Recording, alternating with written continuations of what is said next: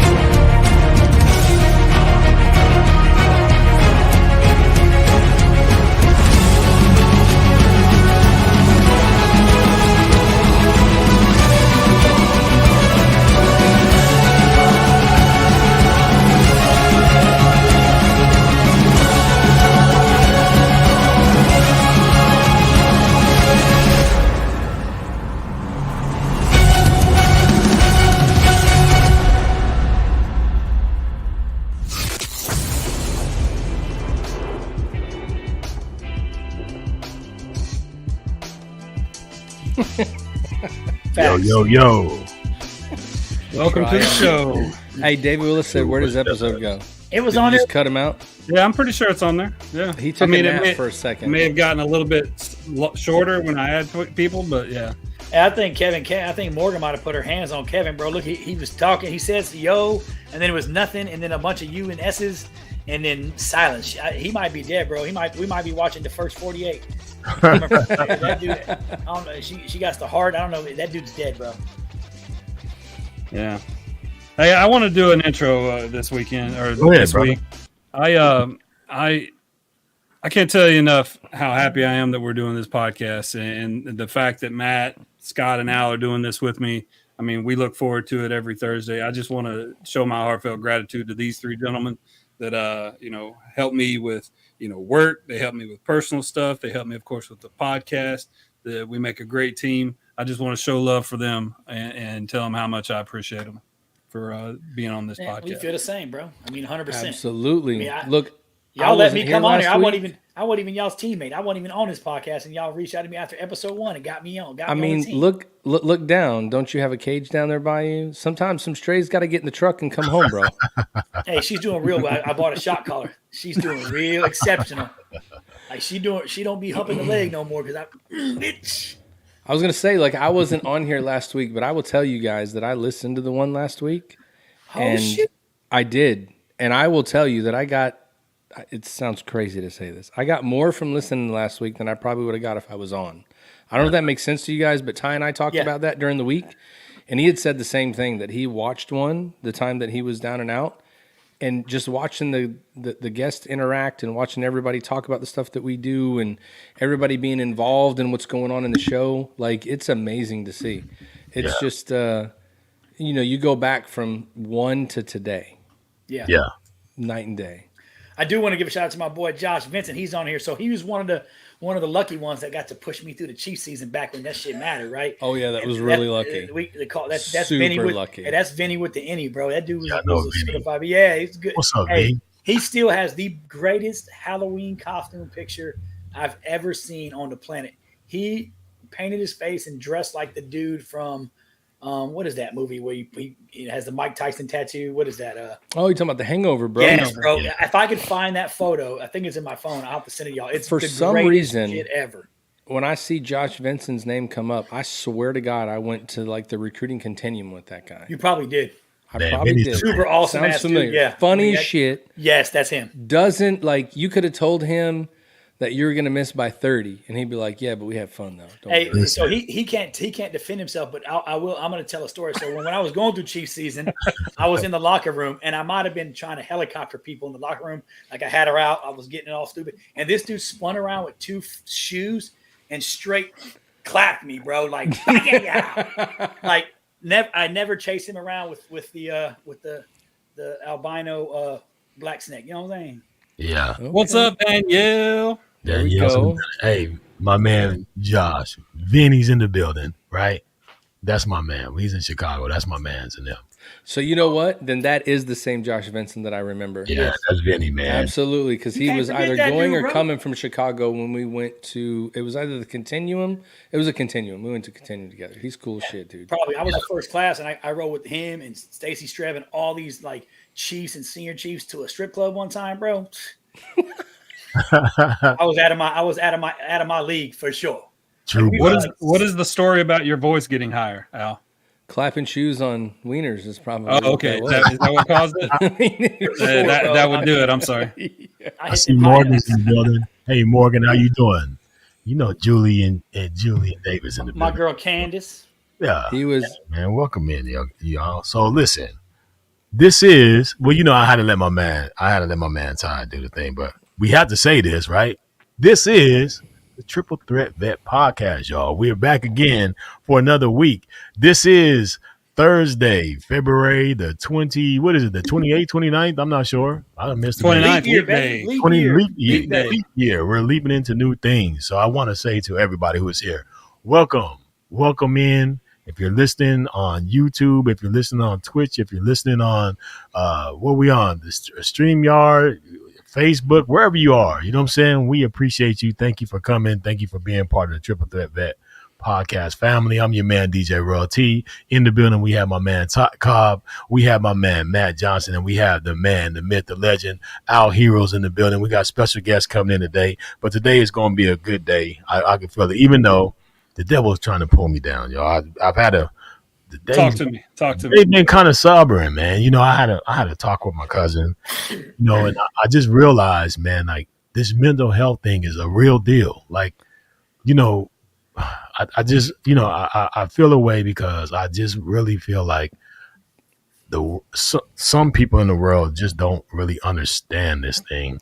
And when you talk to people who are really troubled in dealing with things that they've seen and what they have to deal with on the other side, it's hard, man. I had a good talk with my cousin today. My cousin is a combat veteran. He served in the Army and in the Marines. And just talking with him, man, just him being able to express his truth a little bit just makes you realize, man, how hard this thing really is. And the only way that I can get people to kind of understand it is for somebody who served for several years, right? And then you have people who are on the civilian side who have been civilians for the majority of their time. If you could take yourself from being on the civilian side and just one day you just go into the military at whatever age you are and just try to see yourself maneuvering for the next 15, 20 years, right? You can't say that you would not be changed because everything that you knew on the civilian side is going to change once you become, once you go to the military side. So before you say that all military people are crazy or we're just trying to figure out ways to maneuver the government to get things and stuff like that, think about it, right? Because you've been living in your realization of how life has been working for you your whole time without any kind of disruptions. But for us, we raised our hand and made a call to do a lot of things that people a lot of people don't have the courage to do, the mindset to do, or the heart to do. So before you guys talk down on military people, I think that, it's not what it is, and that people aren't really having real issues. Just think about that, because they are. And I just want to give a shout out to my cousin, man. I know it's rough, even for my man Mendy's and a lot of other service members that I know. It's tough, man. And I really want you guys to know that us at the Triple Threat Vet Podcast, we're here for you guys. This is what we wanted to do, is create a platform that you guys can talk and be amongst your brothers and sisters again. And that's what we wanted to do. So that mental health thing is real out there. People are really struggling. So when you see a vet, hug a vet, love a vet, talk to a vet, understand a vet. That's my catch. This is DJ. I would tell you real quick though, like for last week when I listened, you guys talked about a lot of that stuff too, right? Yeah. So when you guys talk about that stuff and you're talking about veterans and what they're going through, I think sometimes people don't realize, including ourselves. One thing that I would have brought up last week is sometimes you need someone to pick up the phone when you call them and just go, shut up and listen. Yep. All I want to do is just get it out, and then let them get it out, and afterwards you're good to go. But so many times people want to give you a solution or a way to fix something, or a way to do it better. And sometimes you just are like, I just want to do what I did back in the day. Like I would just walk in, bitch and complain. Everybody would be like, man, shut the fuck up. And then you would roll on, and it's good. But sometimes you just got to get it out. So I think that sometimes people don't realize all you want to do is just let it out. Like, what do you do with your kids? When your kids throw a temper tantrum, what do you do? Yeah, let them get it out. They'll be all right in like 5 minutes. They're going to tire out and they'll be done, right? It's kind of the same thing, even though we're grown-ass men and women. Like, it happens, but. What I would say is this too, and you kind of talked about, you nailed it, DJ, right? To the civilians out there, right? The civilians out there who really feel a certain way or have something that you need to get off your chest, or you need to say, from the bottom of my heart, I really want to be completely honest and upfront with you right now, and just say, and I've really been doing good in the podcast and kind of watching what I say, but I really want to say this just openly and honestly, and I probably speak for most veterans and everybody on this podcast, to the civilians out there who have something that they want to say, or they feel like the veterans are trying to. I just want to tell you from, deep down, fuck you. You can suck my whole dick, right? That's all I want. Fuck you and your mama. All that. You can suck my whole dick. Just want to put it out there. I knew it was coming. I saw it bubbling up. I saw it bubbling up. The build-up's there. It's coming over. You and your mama, your baby mama, or your whole family, your dog, your cousin, your cat, fuck all y'all. Oh, man. Well, I just want to say shout out to my cousin, man. My cousin Grunt, my man Joe Cooley, my man Master Chief, Master Chief Massey. We played a video game together, man. But really, that is our safe haven. I don't want to say safe word, but people don't understand why we spend that hour or 2 hours a day with each other, just playing basketball on the game or whatever, because it is therapy. You know what I mean? For that point of time, we all understand each other. We can talk, whatever, laugh, however it goes, but we need that, and we're drawn to it. Same thing like this podcast. I yearn for Thursdays because I know I can get things off my chest. I'm amongst people that I know wholeheartedly have my best interests in hand, and then we talk to each other throughout the week. It's been different. This week has been a little hard, man. I normally talk to my man Matt every day. But I had to call him the other day just to be like, hey, bro, I just call him, man, because I miss you, man, tell you I love you. I didn't want nothing, but, it just, when things change and get moved around, you just realize, man, what kind of friend you have. And sometimes you don't realize what you don't have until it's not there anymore. So I'm happy to be here, man, even though it's been one of them days, but I'm getting That's like David Willis, man. He really has, whether he knows it or not, right? He's really helped me a whole lot because he'll hit me up on just a random day like, hey, you want to jump on the podcast and be on it. So I get a little dose of therapy with him because, we connect really well, right? I get that therapy with him and get on his podcast. And, it's such a phenomenal, there it is, right? There it is. Such a phenomenal network of podcasters and veterans. And it just really speaks to what this community is, right? Yeah. Whether you're still currently putting on the cloth of the nation every day, or you hung it in the back of your closet somewhere, and now you're one of us, right? Welcome to the greener grass side as a veteran. But it's a testament to what this podcast does and what our mission is, right? Because now we do have a new mission and we have a new target, a new objective that we're working towards, and it's awesome to have a ton of other veteran podcasts that are out there. Now they ain't all number one like us, but they out there, right? Doing great, doing big shit too. And it's awesome to have friends like David Willis who reaches out and says, "Hey brother, jump on." And he don't know if I'm having a bad day and I'm having shit going on. I mean, there's guys like Kevin Cash or Matt Johnson or the Scotts who reach out and say, "Just checking on you, love you." Want to, now I would prefer Kevin Cash not send me the Mangina photos, but hey, I know he's thinking about me, right? So.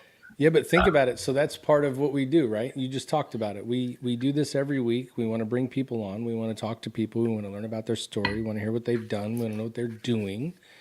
And we can do that again today. So today we got another guest. We got somebody coming on. And unfortunately, this is a guy that says he knows Al really well. So y'all just be ready. I don't know what it's going to be like when he comes in today. Hey, before he hops on, I will tell y'all this about Josh. So when I first came into recruiting, me and him came into Atlanta around the same time, that 09 time frame, right? 08, 09 time frame.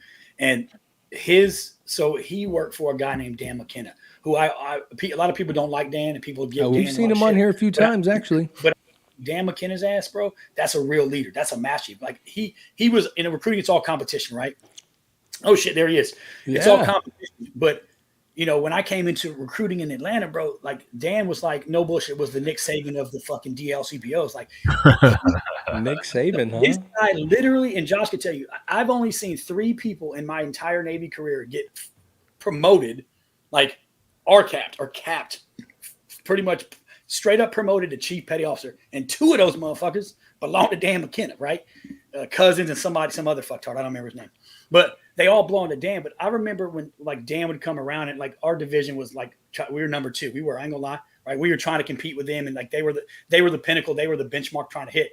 But the one thing about Dan McKenna is that dude, bro, when he came around, he didn't give a fuck if you were his direct report and you were his guy. He was a fucking chief, like you, and then a senior chief, and now he's a master chief. But you were his guy because he wore them anchors and he wore khakis. You were his guy. He took time out of his time to mentor and train and pull you alongside, like Don Massey, right? Bring you in and give you that guidance and give you that fucking that good ass training, right? That GAT. He just did, man. And Josh was part of like a fucking powerhouse team in Panama City. So I was already a fucking hater because I'm in Columbus, stank ass Georgia in the hood. This dude's down in Panama City with the by the beach. Yeah, Josh was a fucking certified stud when he came into the game, right? He's done a lot. He's been a detailer, so he's learned a whole lot about that other side of the business, and just an outstanding guy, right? He gets high marks from me. He's a Georgia boy, born and bred, and the same thing, a really good leader. Never did I pick up the phone as an ACR and call him for one of my guys or one of my sailors and say, "Hey, I need help," and he could have been like, tell them motherfuckers to go in the system, put their orders in and do it the other way. But he really would, had a heart for service and a heart for people. And he would really work to help people that really needed help, right? Just an outstanding, phenomenal motherfucker. So there you go. So does that mean we're going to bring him in and let him talk? Yeah, let's bring him in. Yeah, let's bring him on. Okay. There he is. What's up? That guy right there. What's going on? There you go, James. James wants this shirt. Who wants that shirt? James, my boy James. Oh, okay. He knows what's up. Josh? Josh, how you doing today, buddy? Doing well. Thanks for having me. So are you in Georgia or what? No, I'm in Fort Worth, Texas. Yeah, they may not look too good about all that gear you're wearing in Fort Worth right now. Now, how you got football on in the back, bro? And this football's over with. What you got? He's got Georgia games on a loop, probably. He probably masturbates to Georgia games when like nobody was around. He was probably got his hands up. Football's year round.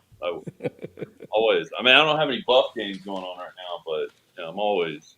Oh, okay. I see you got some footballs back there. I mean, if I didn't know any better, I would have thought, you were a sports podcaster. Yeah, right. Future. Yeah. Hey. There you go. Junior, huh? We know some production guys that can help you out. Yeah. So what's up, good brother? I haven't seen you in a couple of Sundays, man. What's been going on with you? What's new? Tell us about yourself. Hey, man, let us know who we dealing with today. We got Josh Hammonds in the building. Josh, where you grew up from? Where you right outside of Atlanta, born and raised. Born and raised in the ATL, shawty. You seen it? Yeah. So. Hey, he from the suburbs like the rest of us. Don't let him fool. Oh shit! Are you missing? Are you missing DPR right now? Somebody said you should be DPRing right now. Dan. Well, look, there's a lot of things I can say about Dan McKenna. Right? No, I tell you, man. Dan was my CR in San Fran, and he spent many nights trying to straighten you out, straighten my ass out. So, yeah. But you know what? I tell people all the time, like, you know, I come from the cloth of Dan McKenna's, the Rossers, the Tony Dyers.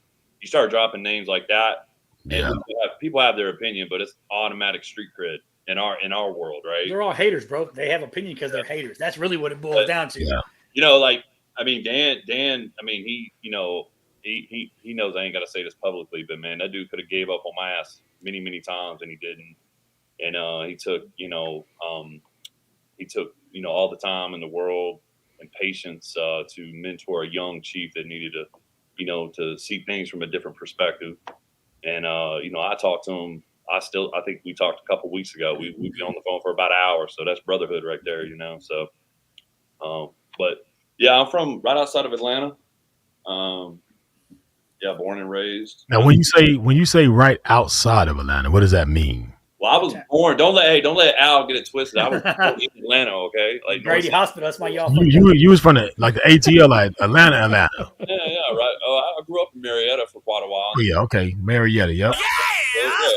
Yeah. So, but then moved out to Douglasville, Georgia, and spent the rest of my youth out there, and actually joined the Navy out of there.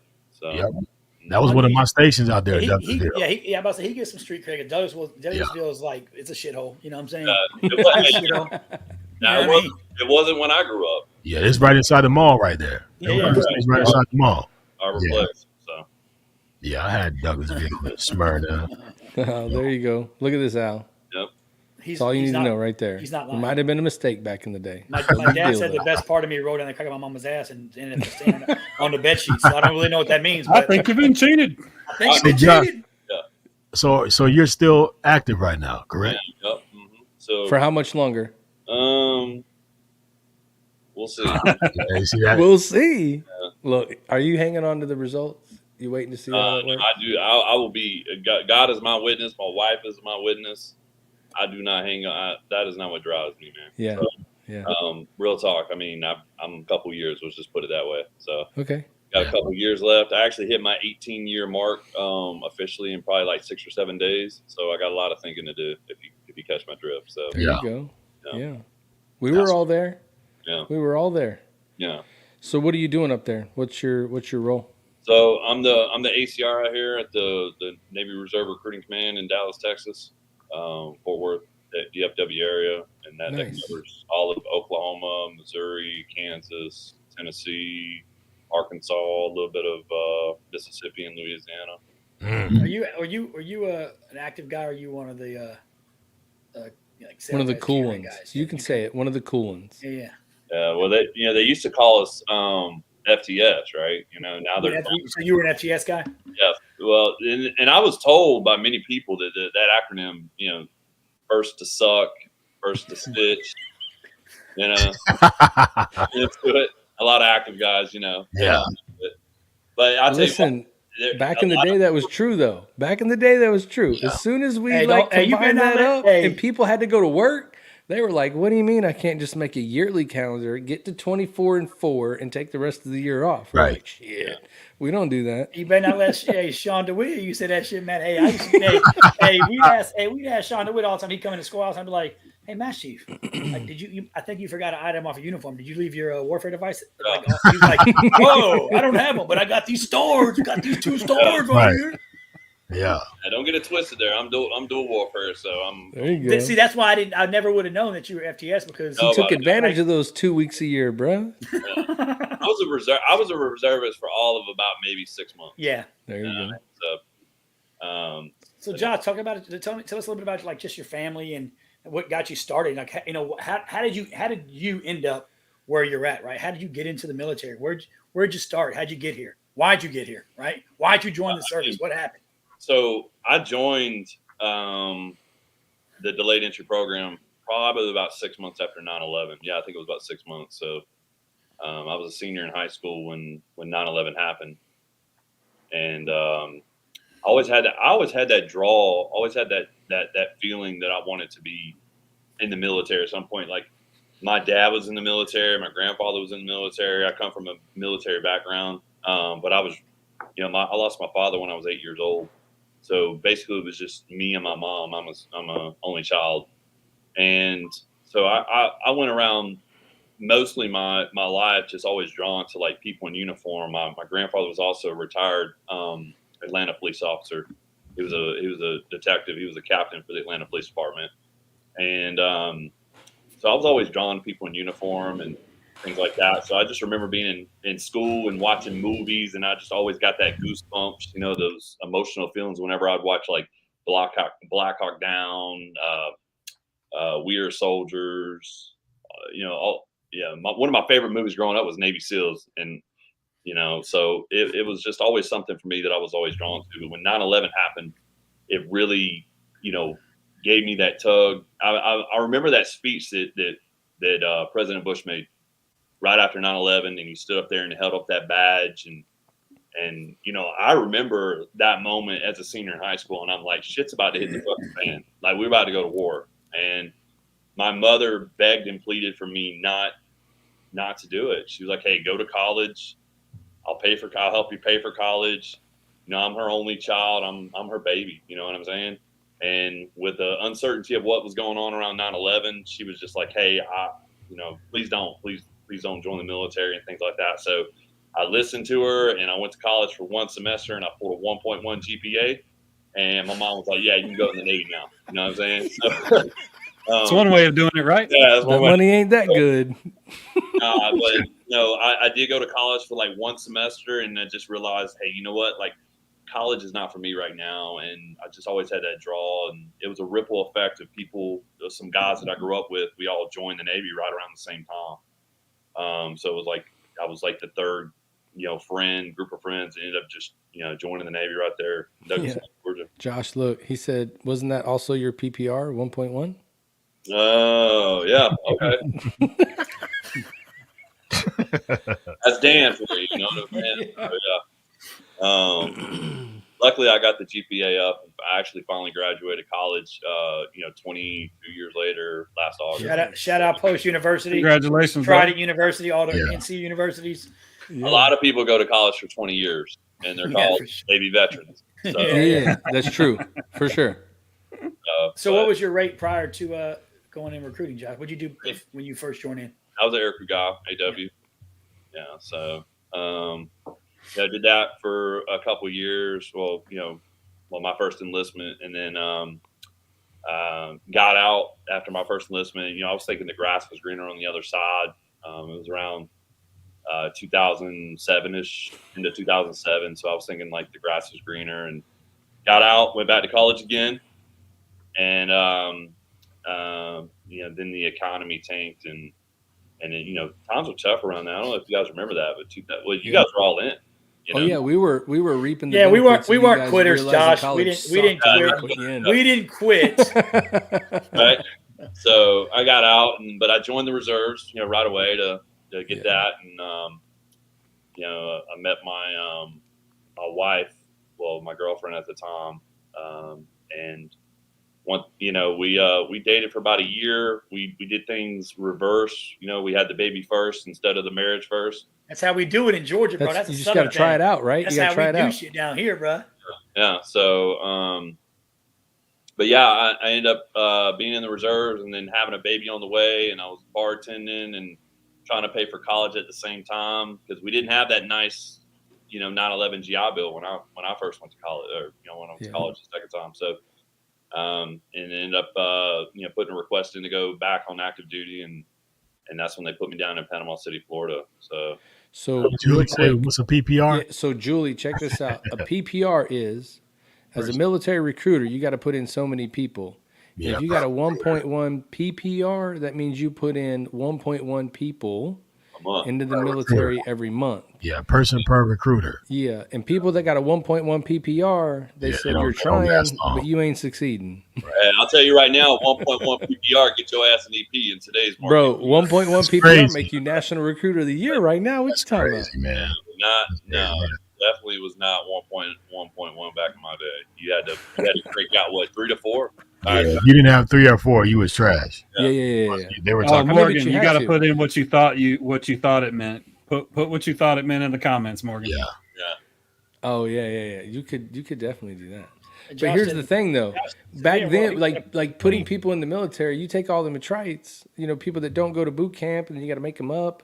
Like it's part of the hustle, Like me and Al were talking about that the other day. I was like, man, if I would have known really what pressure was like you calling me at 9:00 at night to tell me I need to get some shit together, and realizing, man, we can't schedule nobody to maps at 9:00 at night. Why am I taking this ass chewing? You know what I mean? But back then to now, it's just a different thing, and now recruiters are dealing with different pressures. Yeah. I'm sure you see that all the time. And being a reserve ACR, oh shit, I don't envy you. Yeah.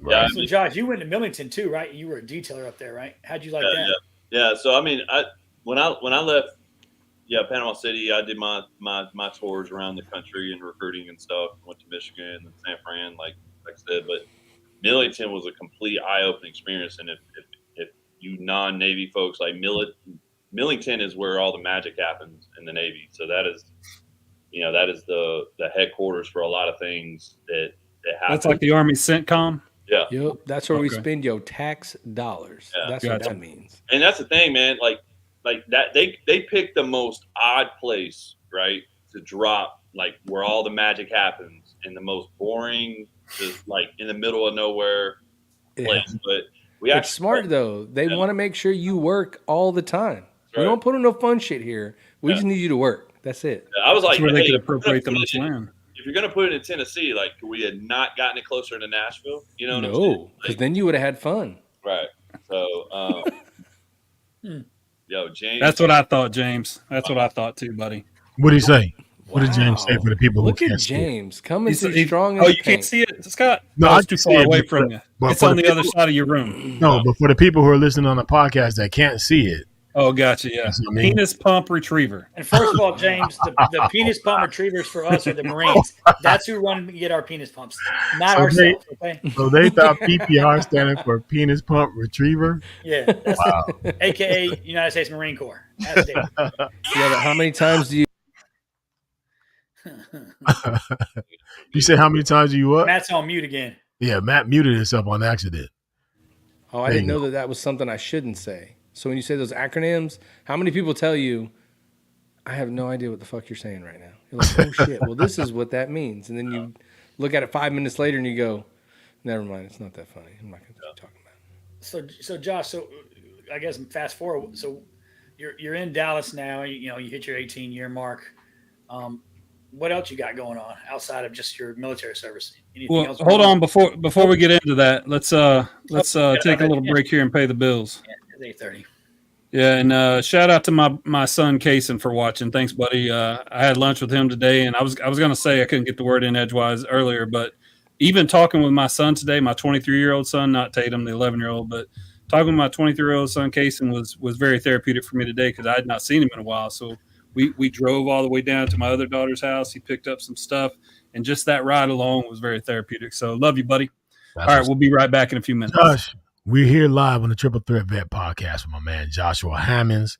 We're about to take a second to pay some bills because that's what we do. And you know this. And you know man. Get ready to groove to the electrifying sounds of DJ Royal T, the maestro of mixing who knows how to turn any event into an unforgettable dance sensation. Royalty Entertainment is here to bring you the ultimate musical experience straight from the ones and twos in your ears and through your body to activate them dancing shoes. Get ready to sweat, party, and have a good time while your DJ needs are being blazed by none other than me, DJ Royal T.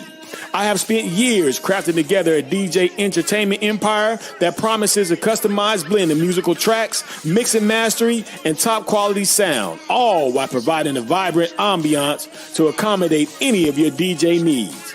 Royalty Entertainment Services is your premier one-stop shop for top-tier musical entertainment and is hosted by yours truly. For more information, reservations, and booking, feel free to look around the website at godjroyalty.com. I am DJ Royalty, and this has been another Royalty Entertainment production. Yeah.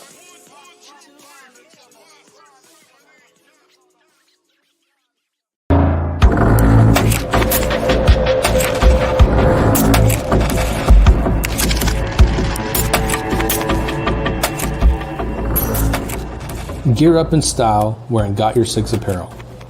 Every purchase makes a difference. It's more than just clothing, it's a statement of gratitude. Upgrade without breaking the bank. Discover cost-effective, high-quality clothing made in the USA. Each shirt is handcrafted by our team in the great state of Texas and shipped for free to your front door. Got Your Six is where quality meets purpose. We're a small veteran-owned business that takes pride in the mission and the value of our products. Join us in growing a community, supporting our heroes, veterans, and first responders by wearing a custom design. I thought you'd never ask. Visit sameflagsameoath.com and use the code TRIPLETHREAT for 10% off. Follow us on all social media platforms for any upcoming releases or events, and you can reach out to us with questions anytime. We are here to support our brothers and sisters.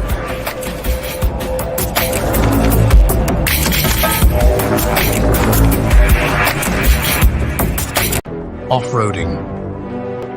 The art of getting dirty and going broke while slowly heading nowhere and taking all day to do it. Project Zero is a registered 501c3 with a mission to transform veteran and first responder well-being through our total wellness approach that addresses your mental, physical, and social wellness. We're still reflecting on a powerful year of impact with Project Zero. In 2023, we proudly served 198 first and frontline responders, military veterans, and their families through our transformative mental health programs, our outdoor programs, and our fitness programs. Find out more on our website, projectzero.com. Just get out there. Hey everyone, Mac Verdi here with Veteran Mortgage Solutions. As the founder of Veteran Mortgage Solutions, I am a U.S. Army combat veteran. My team of loan officers are all military veteran. We are here to help our veterans.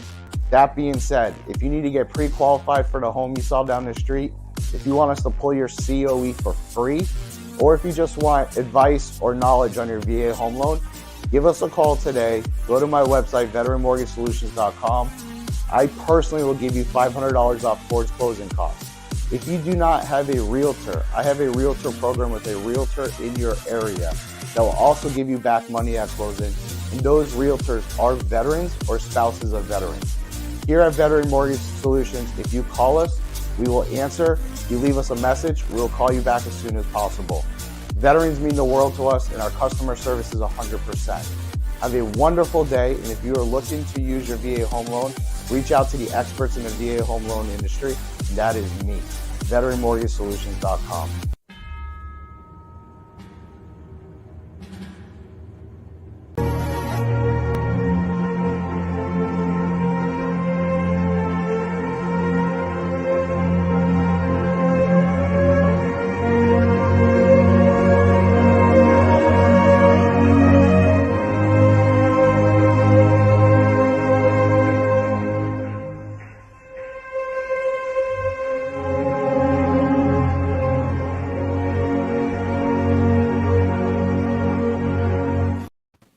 Dude, absolutely one of the best movies of all time. We're talking shit, but me and my daughter weekly, that's what we do.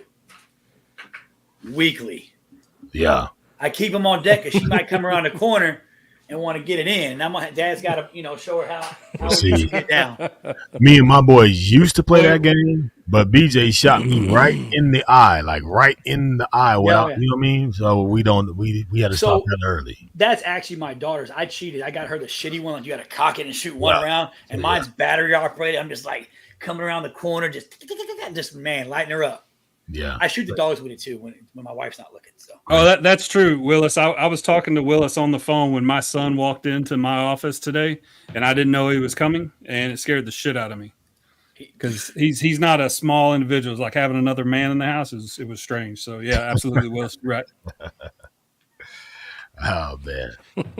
So this is fun, man. Let's bring Josh back on. I love hearing this guy's story. I'm interested to hear the rest of his story, and I want to talk about him being an ATL fan because I think you can see I am definitely an ATL fan as well. Uh-oh. But wait a minute. Hold on. Bring Josh. Yeah, hold on. It's happening right Hold on 1 second. We might have a surprise in here. Blurry. Who is this? Who might have Hey, I recognize the beard. I think. Yes, you do. I recognize the clothes, Oh, the wow. outfits, bro. The damn Versace cowboy. I recognize it. I mean, you never know what can happen on this show, right? You never know. You never know. America, you are now about to witness something amazing. Hey, There he is. What's up, everybody? He is. What's man. going on, brother? What's up? Oh man, making life happen. My earbuds aren't working right now, so I hope y'all hear me all right. Yeah, we can hear you just fine. What's up, bub? He's got to take And I'm here. I'm doing a shift tonight, helping a friend of mine out over here in Richmond. But I'm here, baby. I'm here with y'all. How are y'all doing? It's funny. I just texted you, so. So let me What's ask up, you David? this. Yeah, there you go, Bubba. So tell me, what do you got going on important in the next week? So in the next week, we'll be at Rodeo Houston, at the Rodeo Houston Hideout, which is like pretty much the biggest stage to play at Rodeo Houston next to the main stage. And I will be playing after the one and only Jelly Rolls. There he is. Next week, Wednesday. That's what I'm talking And about. There you go. I'm excited, man. That's like one of my favorite artists. And I mean, when they told me that I was on that bill, I was like, all right. There you go. That's gonna be a I killer don't care show, what's going on. I'm going to be there that day. Yeah. Well, I don't care what's going on. I'll be there too. There you go. Well, real quick, I did want to say one thing real quick. I What's want up, to give brother? you a huge congratulations, my friend. Yeah. Absolutely. Your new dad again. Thank you, I didn't know guys. if you were gonna bring it Congratulations up, on the so baby. I just text you that, like, hey, congrats. Yeah, I didn't know if you were going to bring it up. So, Yeah, man, cool. So tell us what's Hey, going on, man. that's why he's out there helping a friend tonight. He got to buy them damn diapers, Pampers, bro. baby. That's right. Hey. That's right. I'm out here doing it. Yeah. That got hustle one, never man. stops. That hustle never stops, baby. Yeah. You got one on the way, huh? Yes, sir. I got one So on the way. let's- Yeah. So I'm pretty excited. We were told that we couldn't have kids, man. So it was pretty devastating to my wife. We found that out in August of last year. And, but we serve a mighty God, man. And God had a totally different plan than what we expected. I mean, to the point to where her and I were already looking at fostering and adoption and found out she was pregnant. And we're, beyond the moon, man. We're excited. I'm excited. I'm pumped because- Thanks, brother. That's what Thank you, happens, man. brother, Thank when you, you, guys. when you don't listen to Bernie Mac. See, Bernie Mac said sex is 50 pumps. But if you do 51, you can get the job done, baby. That's what I'm talking about. Bubba Dub know how to love, my man. That's it. Well, if we add them all up, it might have equaled 70 something. So there we're you go. good. Okay. Well, see, Long in the draws. Drop Okay. it that's in what there. happens, man, with my favorite song. Can't get you out my mind while you're sitting on my face. See, That's very true. That's it. Hey, there it is. So I know how it goes down. And I That's what sent I'm that saying. song to my Congratulations. I sent that song to my grandma. I was like, "You got to hear Yeah. this, Granny." You know what I'm saying? Like, I'll be bumping that in the car. hey, My wife, like, He said, well, back in the day, Albert, that's the way it used to go down. no, but Well, man, so we're super Bubba, happy for you, bro. I know that you got a lot going on today, but I know that you came on here today because you have something that you want to do and you want to announce Absolutely. something. So I want to give you that platform to announce what you Okay. want. And we know that you're playing the Hideout, huge stage, huge honor, but I think you got something a little more cool than that to put out today. Yeah, so we had talked with y'all, me and Matt, been talking about it, and they give me some tickets and stuff to give away, and unfortunately a lot of those were already taken and spoken for. But I wanted to highlight some veterans, man, and just give a shout out to the veterans and do as much as I can to try to help out the veteran community. I know Matt and I and all y'all guys on the podcast have stayed close after y'all invited me on the podcast, and so the reason I'm saying that is because I wanted to highlight some veterans at my show and to give some veterans some tickets to see Jelly Roll. And thank y'all guys. We were able to do that. So we will be giving away 2 tickets to Jelly Roll, and I'll be giving away 2 VIP passes to hang out with us. We're going to highlight y'all at my show at the Hideout on Eastern Rodeo. And so what we're going to do for all the veterans out there, what you need to do is to comment in the post. I'll be making a post on my personal page, Bubba Wesley on Facebook. And all you have to do is post a picture of yourself, what branch of the military you served in, and what years that you served the military. And you'll be entered to win 2 tickets to go see Jelly Roll and 2 VIP passes to come hang out with me after Jelly Roll. And of course, I'm going to be tossing in a hat and a t-shirt for those veterans, man, because that's the least that I can do for all y'all guys and everything that y'all done to sacrifice for this country. So I truly, truly appreciate y'all. And I hope that somebody out there very deserving wins these tickets, and that his music and my music can speak to you in ways that it does. Music touches my soul. So hope that we get to return that favor to some veterans. That's awesome. Look, the hats absolutely awesome, brother. are off the hook, dude. The hats are great. So, Thank you, brother. So, I appreciate it. So do I have to apply for that? Do I have to put my name in the hat, Matt? Yep. I mean, if you want a free hat, but we know you can afford a hat, dude. And come on now. Oh, man. They take food stamps, right? But you could win. Yeah, You can win. Hey, if you win, I'll throw some of my shades in there for you. All right, there we go. I didn't wear none tonight. I don't have any shades on tonight, but I'll throw some in there for you. So I watched a video about why you wear shades, and that was so cool. So the reason behind it was freaking epic. So yeah, dude. You know what?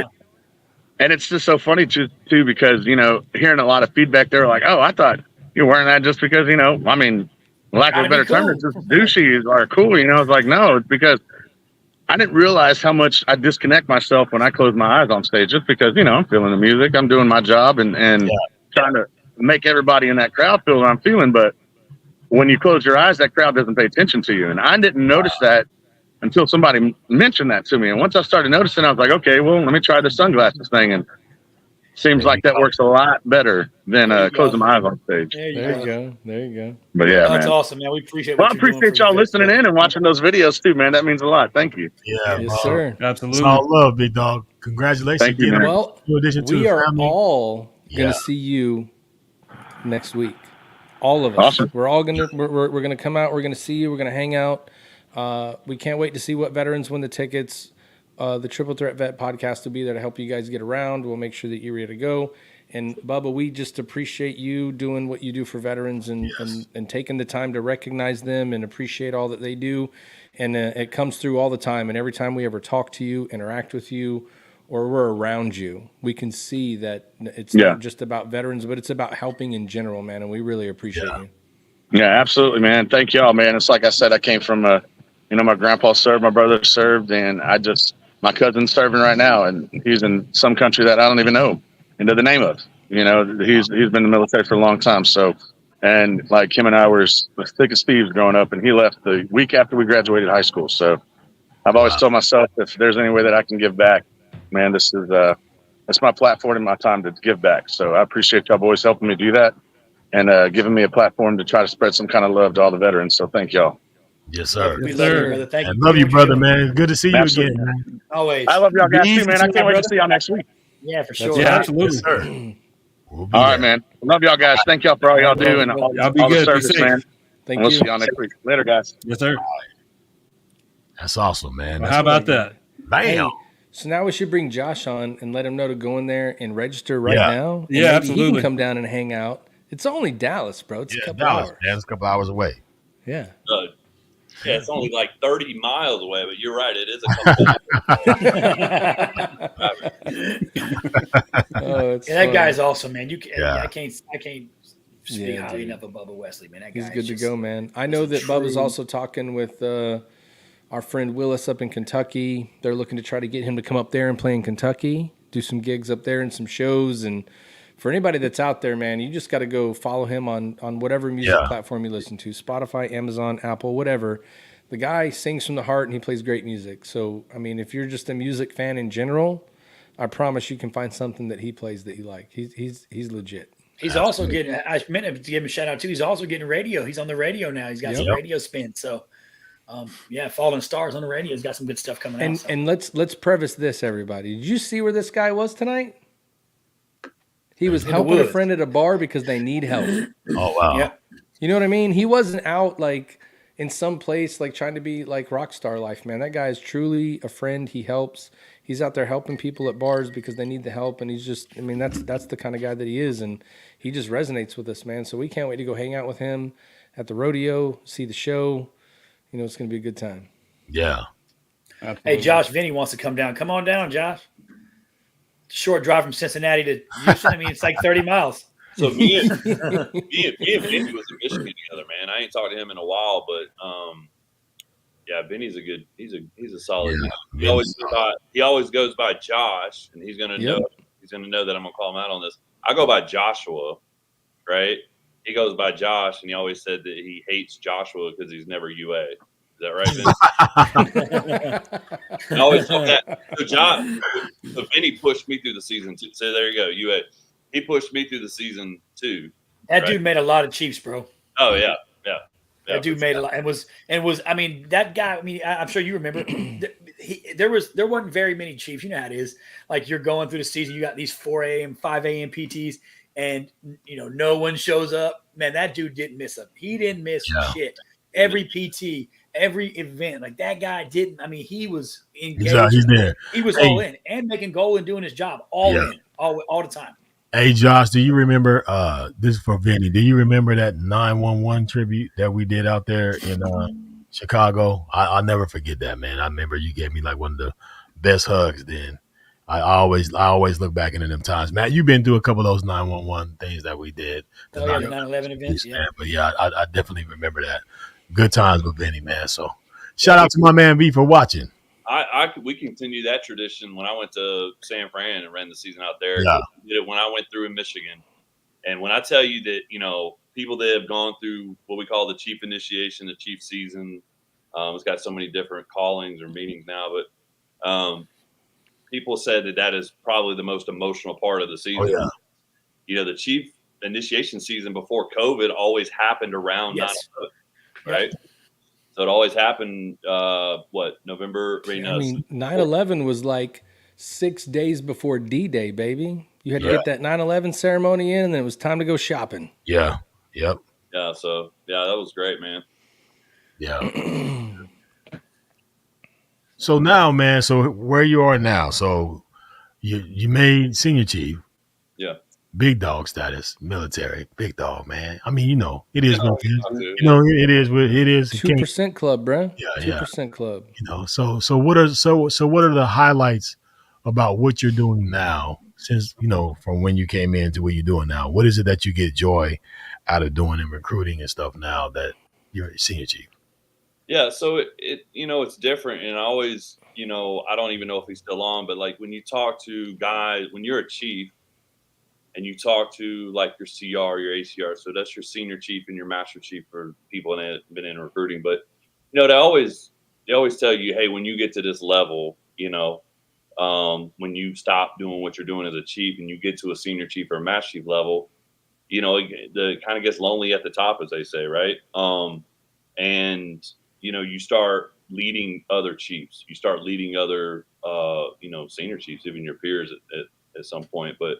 I think, you know, that's what I'm doing now is I'm more or less direct, you know, leading other chiefs. And what's interesting or what's funny is I see a lot of my younger self, right? And my younger self was not always pleasant to be around sometimes, right? With other leadership. I'm hard-headed, I'm stubborn. I got a lot of passion, and that sometimes would get me in trouble, right? But I see myself in those younger chiefs. And so I think I do miss like directly leading junior sailors and leading like junior personnel. But to be able to kind of put, you know, my leadership skills and my influence on the up and coming chiefs, you know, that's something that I thoroughly enjoy, and it's a passion of mine. That's dope, man. So what has changed with you from the time, you know, coming in? So when you talk about the development of who you are now, right? You know, and when you came in and how you saw the military when you first came in to where you are now, is it patience Will patience be a word that you would describe as what you have more of now? Or if you had to describe a word to define what you are now, or what things that you have encumbered to take on now that you didn't earlier on, what do you think those things are? I mean, patience, yeah, but I think maturity, Mm-hmm. right? And I know that's kind of like the direct opposite of being humble. Is like when someone says like, "Oh, I'm more mature now," but like I am. Like, I mean, I remember having a conversation with Dwayne Rosser, Master Chief Rosser, right? And here I was, a second class, and I remember I was just like, I was a high performer, but I was always like, my leadership's out to get me, or my leadership's trying to screw me over, or they don't care about me, they don't this, they don't that. And it was always me, me, me. And I remember, I will never forget, man. He comes down to Panama City, Florida for a visit. The whole leadership comes down there, and anybody that's never met Master Chief Rosser, right, Dwayne Rosser, I always kind of compared him to Tukey Williams. Probably not a good comparison, but he's a big dude, right? And he's very intimidating, right? Very intelligent, very smart. But he comes down there and he pulls me aside. He puts me, back in the back office, and I'll never forget that moment. And I remember telling him, it just came full circle after I talked to him. I said, Master Chief, like, you're not sitting up there, in your office thinking about how you can screw over Petty Officer Hammonds. How you can put, what I'm saying? Like how you can, put the screws to Petty Officer Hammonds, or how you can get Petty Officer Hammonds. And I was like, I just need to get out of my own way. And he reaches over with his big ass hand, right, and shakes my hand. He said, "Congratulations on your first learning experience on being in the Navy." And I'd have been in the Navy for about probably 6 or 7 years at that point. And I think that was like a turning point for me. Was like, you know what? Like, it ain't about you all the time. You know what I mean? And I was just a recruiter. I was not in charge of anybody. But I think, like, and I mean, it's not like I just got it then that day, but that was like the starting point of me to realize that, like, leadership's not always out to get me. And I had to have conversations with Dan McKenna, Master Chief McKenna. He had to break me down, and even as a chief, and say, like, hey, man, like, it's not always your leadership's fault about this, that, and the other. You need to take some freaking responsibility. Yeah. You know what I'm saying? So, yeah, I just think experience and a little bit of maturity to realize that we're all just kind of cogs in this machine, and you just need to take control of your lane, and your lane is whatever you're responsible for. Yeah. And if it's people, then take responsibility for people. You know what I mean? So, yeah. Recruiting is a very stressful job, right? On all aspects. I know, I don't know. I haven't been in it for a while now that I've been retired, but I know that it's a lot of pressure. You deal with pressure all the time. You have, what do they call it? 36 1-month tours when you take on a recruiting job, right? Mm-hmm. So there are a lot of times that pressure and that stress that you have, it can take a toll on you. Has there ever been a time, Josh, that you say that you felt like you weren't okay? Oh yeah, for sure. Yeah. What did you do to get yourself? I mean, was that? And what did you do? What are some things that you did to help get yourself out of that? Or are you still dealing with that? I mean, yeah. I mean, there's. I mean, yeah. I mean, I still, and that's where you need to be. Even no matter what your layer of leadership is, I think you need to be open and honest with where you are sometimes. And even look, here's the deal. Just because you're a chief, a senior chief, a commander, a lieutenant commander, we got lieutenant commanders, we got captains, we've had admirals make that ultimate decision, right? To take their life because they were under some type of mental health crisis. So it doesn't matter, just because you're not immune, right? And your age, you're not immune to where you're at. But yeah, I mean, there's been times, throughout my career, both as a non-recruiter and, as an air crewman and even as a recruiter, that, I've been stressed out to the point of, this is just really difficult and really hard to process sometimes.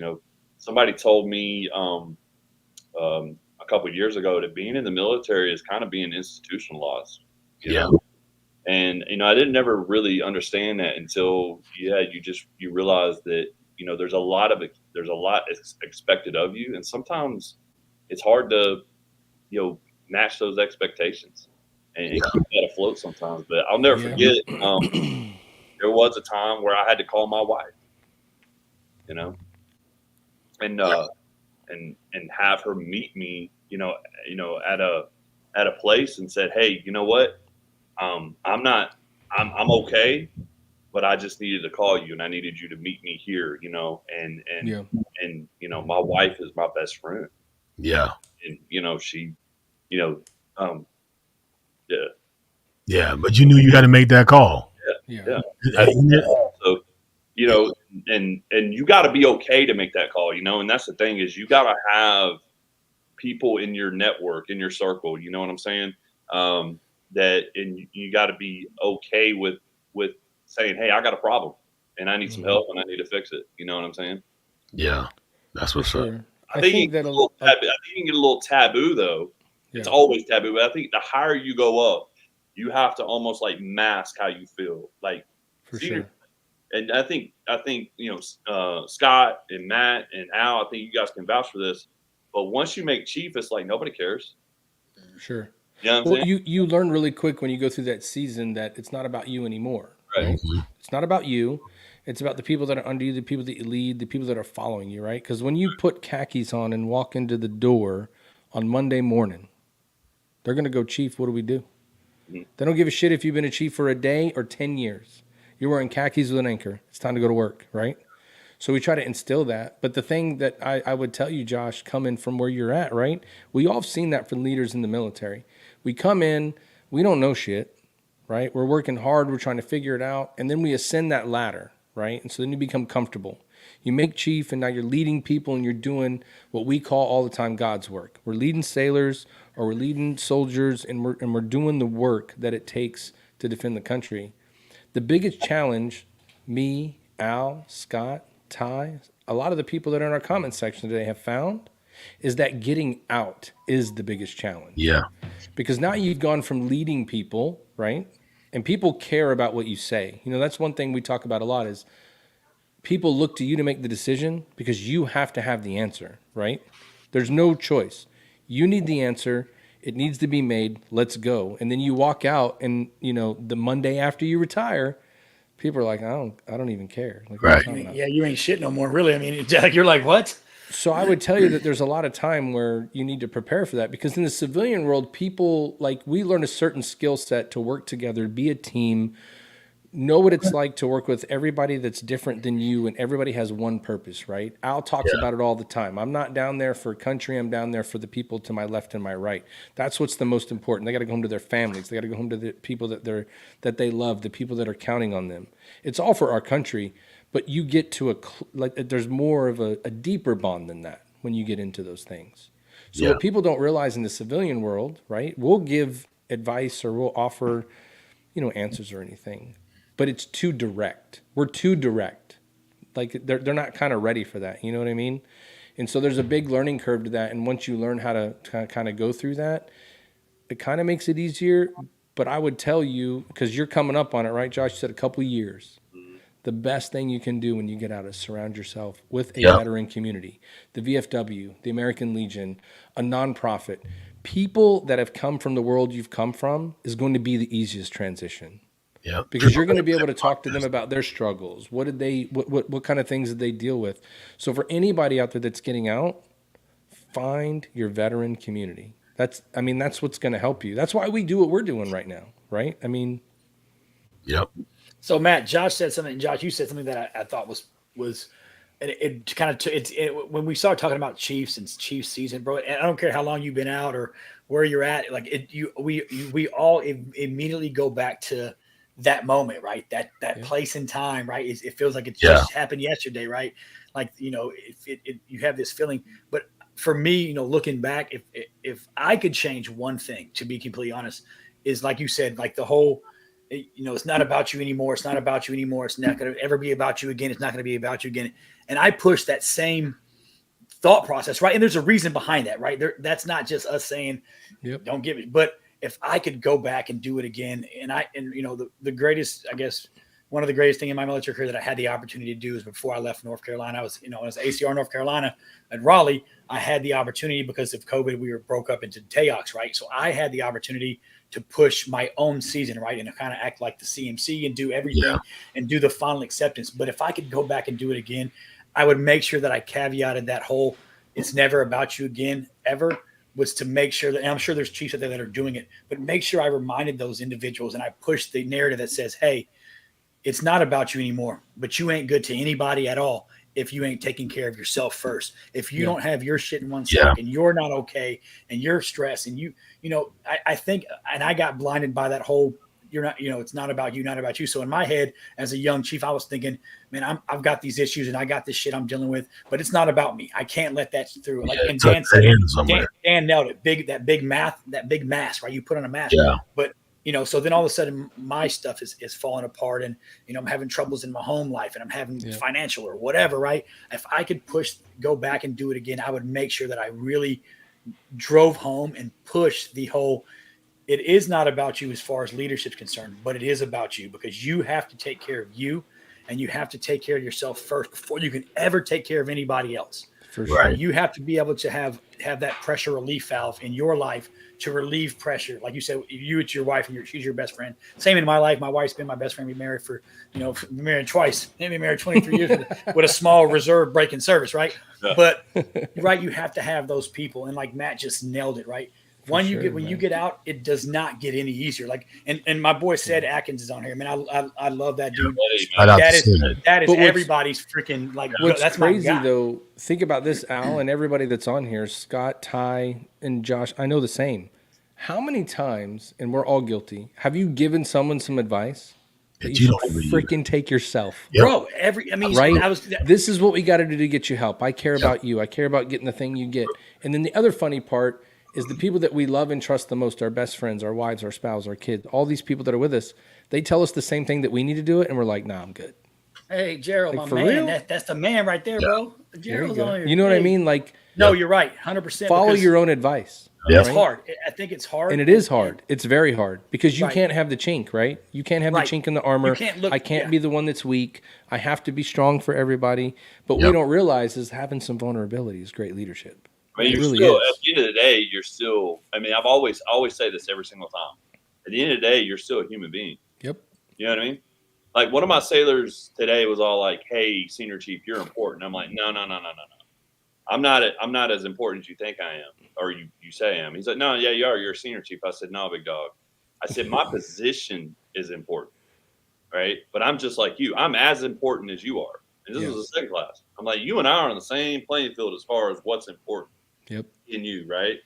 But yeah, it is, and you gotta. And I've had to learn, right? I've been a chief for, since 2016. So I made chief of my 10-year mark.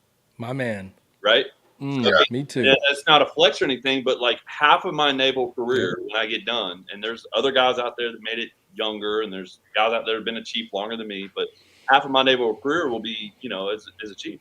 Yep. And it's like it was so much easier when I was a junior sailor to ask for help, right? But when we go through the season, they try to break you and try to make you ask for help, right? When we go through the season, right?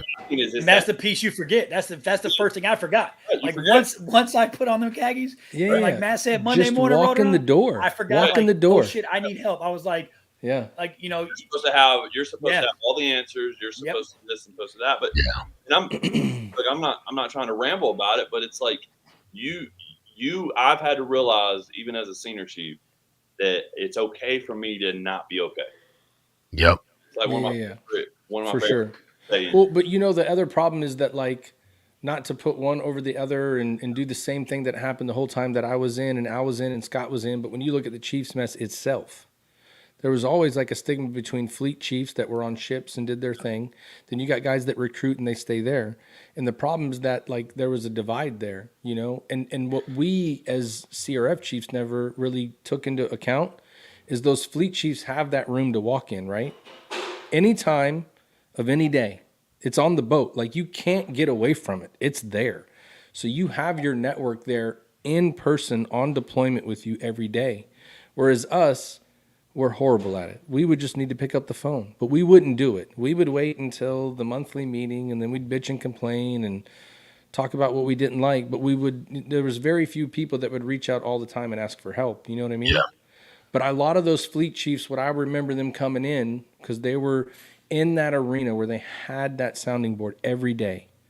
They just had a different mentality, right? And I don't know why, but for a lot of it, it's like we couldn't get on the same page with that. You know what I mean? Yeah. It was foreign to us because we didn't go through that as career. Matt, I wonder if it's because of because in recruiting, I think it's the competition, right? Yeah. If you go back to like the fleet, I mean, they're competing to a certain degree for evals. It's like anybody in the military, Sure. But in recruiting, it's a different level, right? You have such high pressure from everywhere, bro. The pressure is all around you every day, all day, because it's not like, you've done something great. You like this fleet chief, you punched out, you go home, everything is good. Tomorrow, if I didn't fix the shit today, tomorrow it'll be there when I get there. Recruiting, it's the opposite, right? If you don't fix it today, you're gonna be in somebody's office tomorrow getting your ass handed to you, right? So you have all in the competition. So but remember too, competition drives success. However, it also causes a divide between people because now you're my competition, Matt. So I don't want to let you see that I'm weak or let you see that I'm having an issue because shit, you might use that against me when it's all bullshit. It's all smoke and mirrors. That's unique to us because here's the thing. I remember talking to a lot of people that were way smarter than me and that were master chiefs. And the thing that used to sit with me a lot when I was in recruiting is if you look at the fleet, when you make chief, you were a chief, right? You walk around the room, you're the chief. Yeah. But they said you don't really arrive as a career recruiter until you make senior chief. Right. Well, it was like an opposite mentality, right? A chief was just another person we could put in a division, run a station, do these things. And when you made senior chief, almost like you were legitimate. And I used to think about that, and it was kind of true because, we should have put more emphasis on that, right? And we kind of didn't always, but, there was few that worked out. But like it's... Well, at what point does and I got to jump in on this one. Sure, for sure. What you said, you don't make it, you don't arrive until you make senior chief. Like at what point does that bullshit stop, right? Correct. Because I'll tell you this, I've seen a lot of people make chief that probably shouldn't have been, and I've seen a lot of first classes, right, that in their career that probably should have been chief, right? And we don't sit those boards, we don't make those decisions. But then once you make senior chief, it's like, but then you got to be a master chief. And then when you make master chief, then it's like, but now you got to go to region and you got to do a region tour, sure. All these things. And it's a rat race that, if it's fun for you, man, go for it. But all that stuff shouldn't drive you, man. That stuff is temporary. Well, Matt said commented, and what he said to Matt was very not that comment. His first comment was, Matt, I think it's because recruiting was dog eat dog, right? And we were proud to show weakness. I think that's an accurate, very accurate statement because we like to hide not our people, but we like to highlight weaknesses of others. Like, see, look at my numbers, look at me, right? So we had a habit of that, and he's absolutely right when it comes to the SCA. Like it's very eye opening, right? Now it's feeding that machine, bro. It's feeding the machine of you got to be number one. We got to make this goal, right? We got to put people in boot camp. We got to defend the country, and you need to be the best at what you do. You got to be the one. And so we're driven to compete to make those numbers to be number one, right? That's kind of what it was when I came in. It changes here and there, and it goes back and forth. But said it right. It's like, hey, you got to be number one. So if you got to be number one, there's what you got to do. But when you go to the SEA, you learn real quick. It don't matter who's number one. Well, Matt, I would that different perspective. I will say this, when you deal with that, because we're talking a lot about recruiting, right? And you got to be number one in this dog eat dog. One of the issues that happens is what happens when that's over with and you go home. You're not. Your kids and your wife, they don't give a damn about what you did in recruiting. They don't give a damn about who number one you are. Right now, you're sucking as a dad because you're trying to take that recruiter mentality home, and none of us care anything about that. We're tired of hearing you on the phone DPRing all night. We're tired of hearing about somebody who couldn't go. They're tired of that, right? So when that's all off, and you got to go home, and you used to be the man, right? When you was in recruiting, you were the man. You wore the cape. You were the man. You were the go-to, right? When that's all said and done and you got to go home and you're just a man. You're just dad and just whoever, right? I'm just Al fucking Hero now, bro. I ain't senior chief no more, right? I will say this too, and I'm gonna flip the coin and add a caveat because I had a bunch of fleet chiefs that I was super cool with, right? Sean, Sean Sand and Bob Spartan, all these guys that I was super tight with because we all were downrange at one point in time. We had the combat experience together, and I argue with them all the time as a recruiter when I was in Meridian because they were like, "Well, you recruiters," and I'll tell a motherfucker real quick, say what you want about recruiters, but let me tell you, Matt said it earlier, right? Matt was like, "Oh, they can just go into a room," and I was like, we have to do everything that any fleet chief has to do when it involves sailors or troops, right? We have to do evals. We got to do ranking boards. We got to do nothing changes as far as what the leadership side of that coin is, right? All that still got to get done.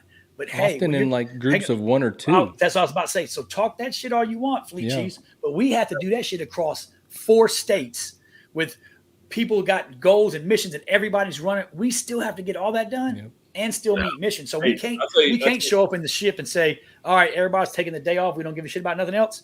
Let's get it done. We had to get that done and make it happen no matter what. So I'll tell you something ironic, Al. So I would say a majority of when I've been in recruiting districts and you're sitting in it, we all seen it like sometimes there's like 2 different messes, fleet, CRF. I hate that shit, by the way. Yeah, me too. Yeah. For sure. I hated it too. There's one chief's creed. There's not a CRF creed. There's none of that, right? But there's right. But every chief that was a non recruiter chief, CRF chief, when they went back to the fleet, and I still spoke to them, I still had a relationship with. They would call me back and they'd be like, "Bro, going and being in this environment made me such a better chief when I went back out because of you got to learn communication skills. You got to You're a problem solver. You're a master problem solver. In the fleet, resourceful, right? Yeah, resourceful. In the fleet, you're leading you're leading a bunch of peers. In recruiting, you could be leading your peer. Like I was a first class, and I had 2 chiefs that were in my recruiting station that I was in charge of. I think you went through the season with them, Scott Marcia. Yeah. Yeah. But yeah, man, and when I did my tour in Millington, I was the only CRF out of like 500 chiefs in a mess, and it was really eye opening. And I'll tell you what, it made me a better chief. Because I was around, a bigger chief's mess, one that didn't involve recruiting and numbers and things like that. But yeah, they told me all the time, man, I couldn't do what you do. I mean, they would tell me that, Yeah, for sure. But yeah, I think at the end of the day, man, one of my favorite quotes is, "You can't go broke taking a profit." So it doesn't matter what you do. It doesn't matter if you're a CB or in recruiting or anything like that. Yeah. When you're a chief and when you're in charge of people, you got to take, like I said, you got to control your lane. You got to take care of what's in your lane and what you're responsible for. And you know this, and you know man, it's getting hot in here. Before you do it, Rich, guys, I just want to give a quick shout out. I know we about to jump into this hot seat. I just want to tell Ren Bevins, shout out to, you can take me down. I don't need to be on, you can take me off screen. I just want to give a shout out to my boy, Ren Bevins. He actually put my pool in this house 7 years ago. I walked outside. He was, doing his job. He's a big monster musclehead country boy. And he was like, he's the pool recruiter. Yeah. I ended up putting him back. We get him in the Navy and he's recruiter of the year in North Carolina. I met that guy. Yeah. Me and Matt went down to his station as civilians and hung out with him. So he's on here watching. Just want to tell you, I got you, brother. If you need anything, let me know. So, hey, is that the guy you yes, that's the guy. See, once again, that's the guy I called Josh about. I was like, hey, can you hit? And he did. He was like, I was like, can you hook my boy up, get him back to his family and all this stuff. So yeah, once again, that it's networking and us doing what we do. So, anyways, I'm out of here.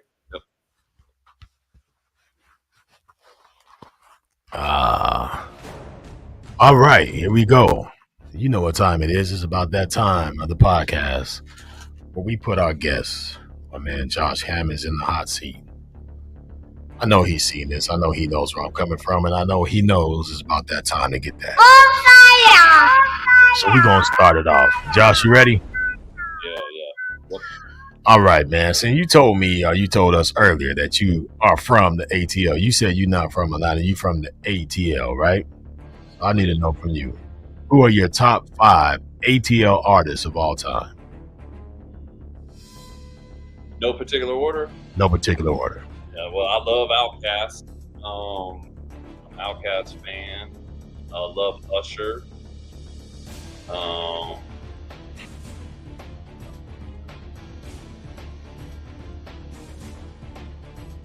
Ludacris.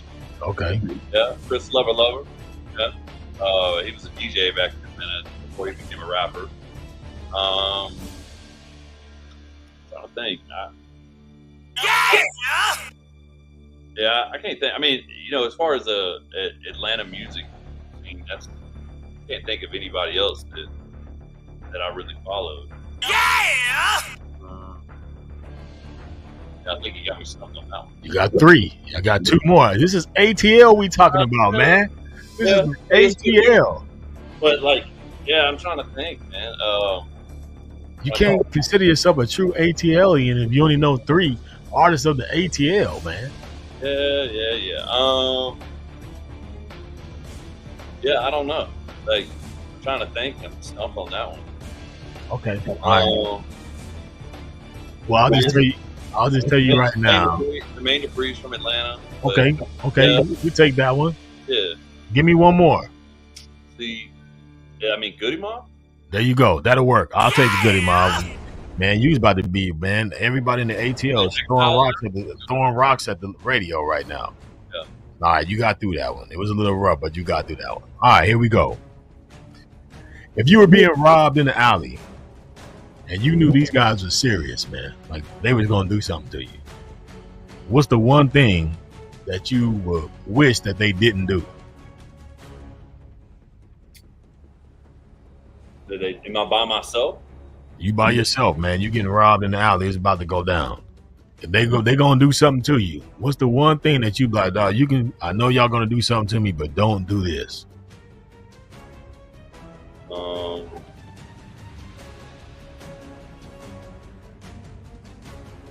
I mean, probably would stab me. I'm terrified of I was joking the other day. I'd rather be shot than stabbed. So just bypass that altogether. So don't shoot me, don't stab me? No, I'm saying if I had a choice between being shot or stabbed, I'd rather be shot than stabbed. All right, so you say don't stab me. So if you in the alley and they about to get you, you just don't stab me. Yeah. Okay. I got you. All right. What are your Morgan Koch? All right. All right. Give me your 3 guilty pleasures. 3 guilty pleasures. Probably late night candy. Yeah, late night snacks. Oreos. Peanut butter Oreos. Okay. Yeah, that's one right there.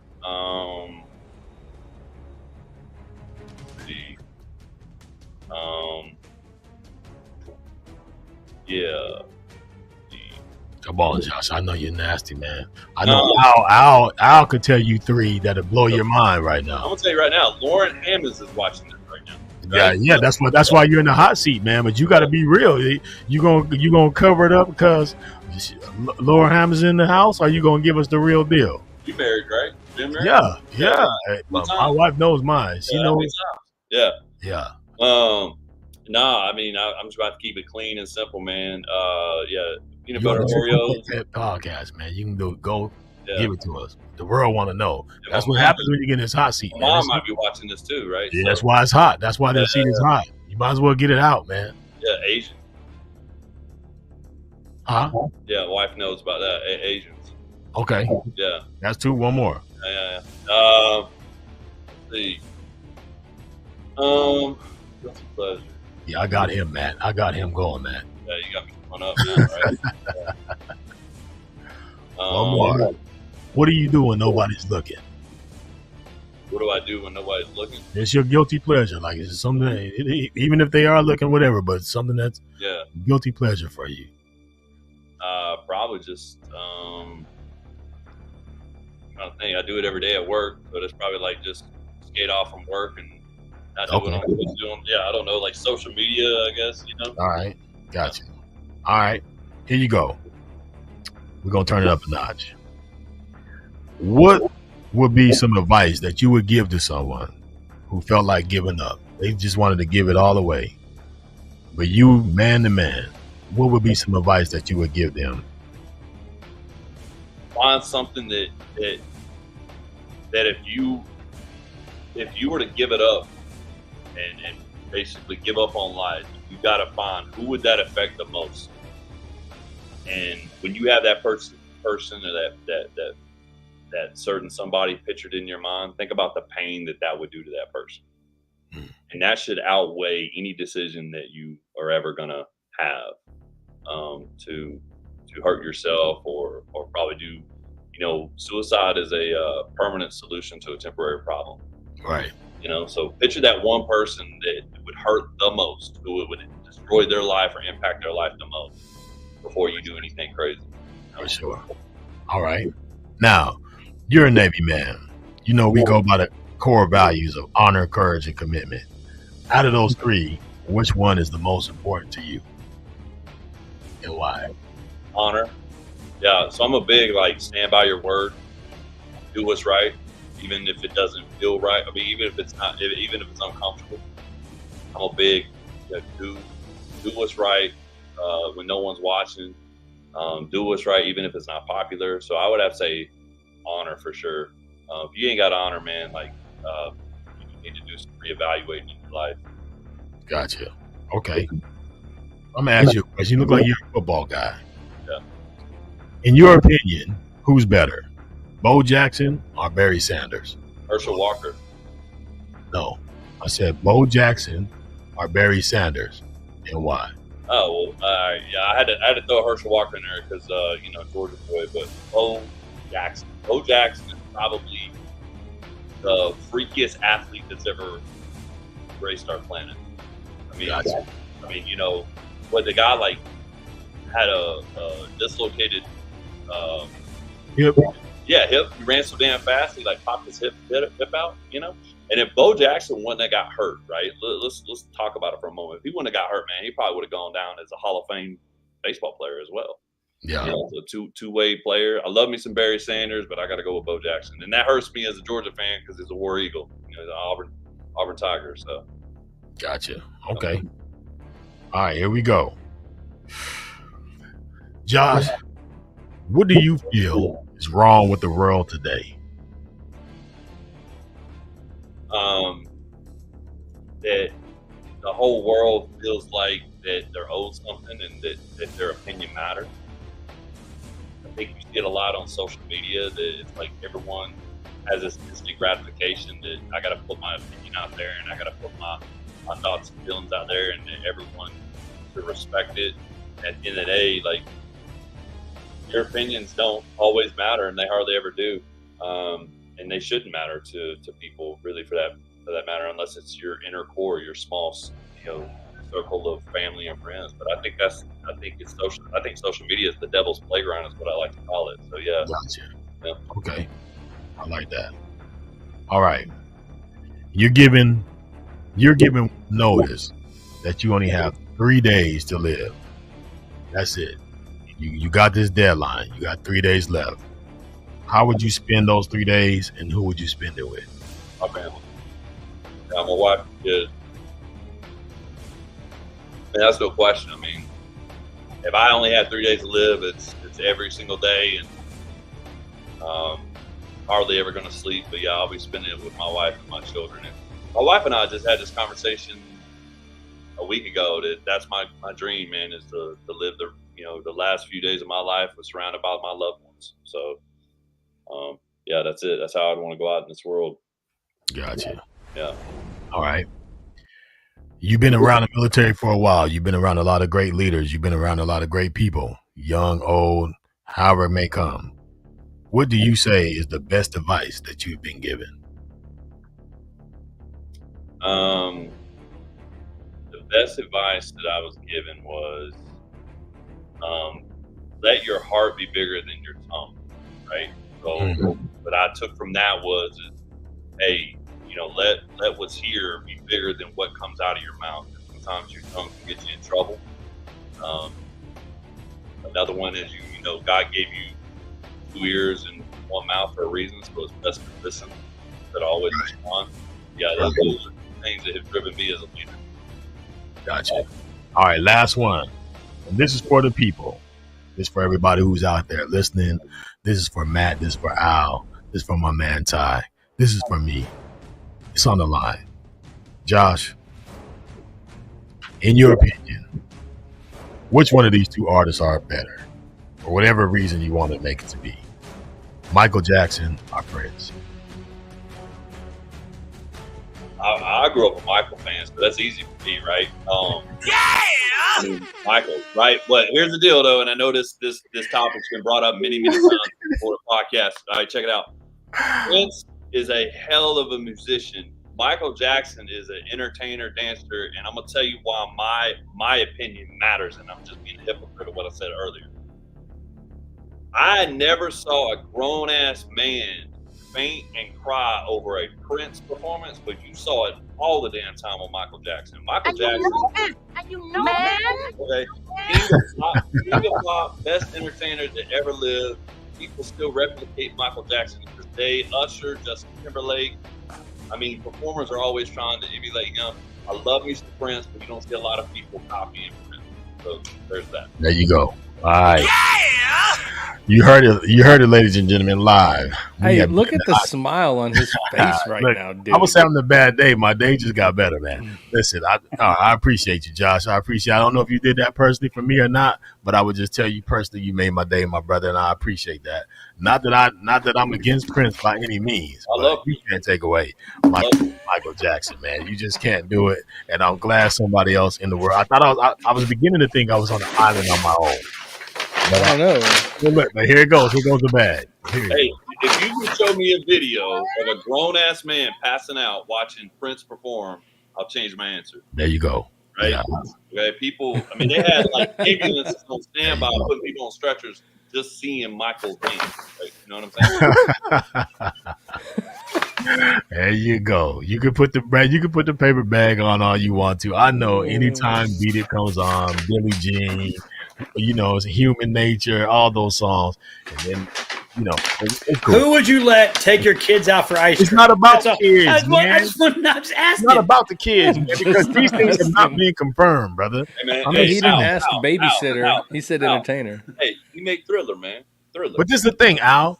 Why, even if you were worried, why would you let your kids go to Michael Jackson's house by themselves? Period. Even because if it doesn't matter. I'm gonna get paid. I get See, paid there for you therapy. go. You said it. Therapy, bro. People were trying to get paid off of Michael Jackson. That's what it was, man.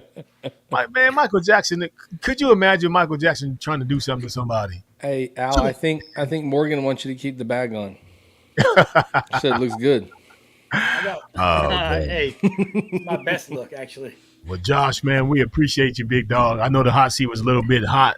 Some of them questions was kind of tight, but you did it. You did good. Yeah, bro. I was like, man, he is giving that dude fucking business right now. What you don't want to get in an alley, man. I would have went right to butt stuff. Like, that's where I was going. Hey, man, you can shoot me, you can stab me, man. Shoot me, stab me. Don't touch don't me. Put don't send me home like that. On this doll, where do you not want me to be touched in the alley? You know what I'm saying? That's what I'm thinking, man. You gonna stab me, man? Hey, but don't send me home like that, big dog. Don't send me home like that. God. No, hey, shoot me after that. You do that.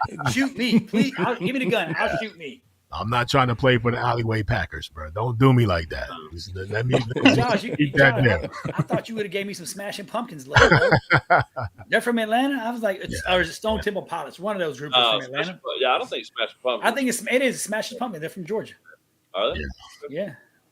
Yeah, I don't really follow where they're from, but Pastor Troy, come on. But actually, Usher is not from Atlanta. I just hope y'all know that. And Usher wears skirts, so he's off my list forever. But Usher moved to ATL. Like he represent the ATL. So I mean, Luda moved from Chicago. I mean, Luda's a Chicago guy, but he's the most underrated, greatest, one of the greatest of all times, bro. Shit. Is Ludacris? Oh shit, yeah. Yeah. He's great, fast and furious, but I wouldn't say he's one of the greatest rappers of all time. Bro, he's so underrated, bro. That dude spits fire. He spits mad fire. Mad fire, bro. Him and Method Man and him are in my top 5. Oh man. Thanks for watching, Doc. Yeah. With the Amber, hey, what's up, Doc? I miss Amber's post that was on there. I kind of saw it, but I'm kind of far away. Yeah, I got 2 serious subjects very quickly. Once again, great to be here and for the conversation. Oh, I'm telling you, like as I hear things progress, to hear things from a different perspective. Yeah. I don't know much about like garrison, like we call it. Like I assume when you're talking about Fleet Navy, you're talking about the people that are out on 6-month tours on the boats and whatnot. Yep. So I was one of those Fleet Navy guys because I was always deployed. So a lot of those things that you talk about, like I could never have succeeded as a recruiter because my entire training was get ready to go to combat. My entire career was like that because we were. I think you would have in a war. Or Ty, after getting to know you, I think you would have been. Yeah, you would have been great. You have such great soft people. Yeah, you're such a personal person. I mean, you got to remember. Hey, bro, we know Ty right now. You ain't been down range with Ty, dog. I was being sarcastic, right? Yeah, okay. I was going to say. Yeah, that was my sarcasm. Like, he had great people skills. We've already heard the stories, but bro, I mean, you got Marines who are forced. Like, you got combat Marines that are forced. Like, I got to choose. Yeah. Like, get out the Navy or go do something that doesn't require deployment. But you got Marines who are like, hey, here's where you're going, buddy. Like, thank you for your service, recruiting, and like, bro, it's tough, bro. I mean, yeah. Dang, Ty can ball. She's seen it. I used to be able to. Yeah. So Josh, Ty would be at headquarters all the time. What's the route for you when you get done? What do you want to do? What do you want to do when you're done? Yeah, what do you want to do when you grow up? Yep. Right now, I am in the middle of getting my real estate license. Like I think retiring, Navy recruiter or something like that. But yeah, I'm in the middle of that right now. I'm going to start that venture. I'd like to get in something in finance. So I'm doing the real estate. I'm going to do the real estate thing starting off, and then maybe roll into the finance portion, loan origination. I know a guy. Yeah. Me and Josh had this conversation a couple of nights ago. I told him I know a couple of guys. Yeah. I know a guy that would hire you today. Yeah, I know a guy that they hired me. Go figure. I got hired. Is that the same person, Matt? Matt, is that the same people that hired me? No, not the same people. You still got that damn computer in the garage, probably. Bro, you know what's fucked up? Here's how horrible of a person I am. I ain't gonna lie to you. I broke that computer out recently and was like, I wonder if I could use this. And they had all these security codes. So I was like Googling how to break into it. And I got some pretty damn good security protocols. So it's a pretty nice paperweight. But they never, I called the guy. I was like, where do you want me to send this back? And like I felt so bad because like they gave me all the stuff to take this course and shit. And once I started doing that course, I was like, bro, I'm fucking stupid. Like, I'm going to fail this bitch. These some big ass words, bro. I ain't going to make it. Like, Matt, I can't do this, bro. Like, this ain't for me, bro. They just asked me if I wanted to talk to people all day and send them to get a job interview. I think I'm going to go. They said I got to take a class and I got to pass a pre-test and then take a licensing exam. I was like, that shit sound like real work, bro. That you got to do real math. You can't be doing that shit. Yeah. Right. Real math. Hey, they were throwing percentages in there with some numbers, with some letters. I was like, what the fuck are we doing? Like, nah, this ain't for me. I quit that day with Matt and was like, I'm going to go to and be a security guard for an armored car company. And then motherfucker said, thank you for all your combat experience. That's awesome. We're going to pay you $14 an hour and you have to defend somebody else's money for 70 hours a week. I was like, whew, yeah, that shit ain't going to work the way my bank kind of set up. Like, it was not going to work right. You know what I'm saying? Oh, man. Nope. Same thing with the real estate test. That's what Josh, I took the real estate test. I was like, oh, it's just like NK. I was online just clicking through shit. Like, it's common sense. Bro, I took that damn exam. You had to make like a 75, I think, on the pre-test to be able to take it. Shit, I cut like a 41 and was like, that shit can't be right. Like, look, man, the real estate test, carried a one. Let's be honest. The real estate license test is common sense. Yeah. That mortgage test? Bro, that's like the fucking Wonderlic, dude. No, thank you. For real. Don't you have to take? I think I had to take like a personality test. Listen, yeah, but I ain't never taken a test before that you could pick 3 right answers, but only one is the most right answer. It's the best answer, not the right answer. Right. Best answer. I was like, so there's 3 right, but one's the most right. So you get good luck. Like, Jesus. So, Josh, I will tell you. So, I hustled Matt, though. He was calling me to get me a job, and then I ended up getting him the job, sucking his ass right on him, bro. He was like, maybe I'll quit what I'm doing and work with you. I was like, sounds like a plan, bro. We got no math. There's no Wonderlicks. There's none of this shit, bro. We just show the fuck up. I mean, come on, dude. Here. Yeah. There you go. Yeah. Oh, God. I do want to ask one question. I was here on this. I wasn't on the podcast, but I was a fan, like commenting. And I've been waiting for this. It was about this time. A year ago. You guys were talking ball, and Coach Prime, right, just got hired at Colorado. And I think it was one of my first comments. It was. And I went in there and I said, Colorado's going to go 5-7, and I got laughed off the board. I think like half the room was like, I don't know about that, man. No, And I think you guys, somebody in here said Colorado was going to win 10 games. That's Matt Johnson. Yeah, I said that shit. I remember those numbers. I said that. Matt's probably right. It's just going to be a couple years, right? That's okay. Next year. But I will tell you this, that Georgia and Colorado celebrated the national championship in the same fucking place. That's the couch in the front living room. After Georgia had celebrated back. No. They both celebrated the national title game in the same place, their living room. That's all I'm saying. I was after our bowl game. I don't remember. I think they got robbed. Don't get me wrong. After our bowl game. But they both finished in the same place, not number one. Right.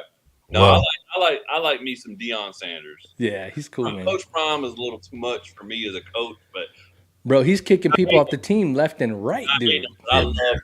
Nobody loves Deion Sanders as a player. Well, of course.